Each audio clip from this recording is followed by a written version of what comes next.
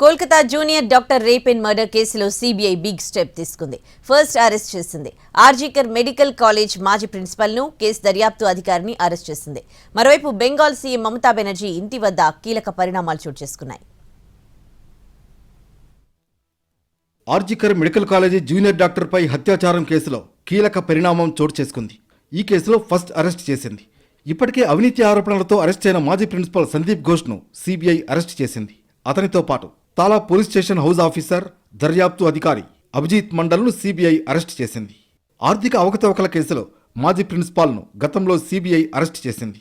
ఇప్పుడు తాజాగా అత్యాచారం, హత్య కేసులో నిందితుడిగా కూడా అరెస్ట్ చేసింది. ఆర్జీకర్ కేసు దర్యాప్తులో ఎఫ్ఐఆర్ నమోదు చేయడంలో జాప్యం చేయడం, సాక్ష్యాలు మాయం చేసినట్లు ఆరోపణలపై Sandeep Ghosh, Tala police station SHO Abhijit మండల్ను సీబీఐ అరెస్ట్ చేసింది. మరోవైపు జూనియర్ డాక్టర్ కేసులో న్యాయం జరిపించాలంటూ వైద్యులు చేస్తున్న ఆందోళనలు కంటిన్యూ అవుతున్నాయి. ఇదే సమయంలో సీఎం మమతా బెనర్జీ ఇంటి వద్ద నాటకీయ పరిణామాలు చోటు చేసుకున్నాయి. నిన్న ఉదయం ఆర్జీకర్ మెడికల్ కాలేజీకి వెళ్లిన సీఎం మమత అక్కడ నిరసన తెలుపుతున్న జూనియర్ డాక్టర్లతో మాట్లాడారు, చర్చలకు ఆహ్వానించారు. స్వయంగా సీఎం వచ్చి పిలవడంతో సాయంత్రం మమత ఇంటికి వెళ్లారు జూనియర్ డాక్టర్లు. అయితే ఇంటి లోపలికి వెళ్లేందుకు ఇంట్రెస్ట్ చూపించలేదు. దీదీ వచ్చినా ఇంట్లోకి రావాలని పిలిచినా చర్చలను లైవ్ టెలికాస్ట్ చేసేందుకు అంగీకరిస్తేనే తాము ఇంటి లోపలికి వస్తామని డాక్టర్లు తేల్చి చెప్పారు.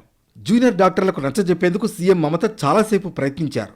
అయినా వైద్యులు పట్టు వీడలేదు.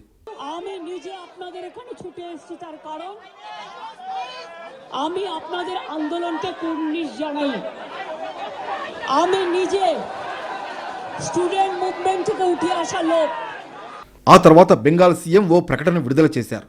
దాదాపు 2 గంటల పాటు ఇంటి గుమ్మం దగ్గర నిలబడి ఎదురు చూశాను. అయినా వైద్యులు నివాసంలోకి వచ్చి చర్చల్లో పాల్గొనేందుకు సిద్ధం కాలేదు. వాళ్లు నన్ను అవమానించారు అంటూ దీదీ ఆగ్రహం వ్యక్తం చేశారు. మరోవైపు సందీప్ ఘోష్, అభిజిత్ మండల్ను అరెస్ట్ చేయడంతో ఆందోళన చేస్తున్న జూనియర్ డాక్టర్లు సంబరాలు చేసుకున్నారు.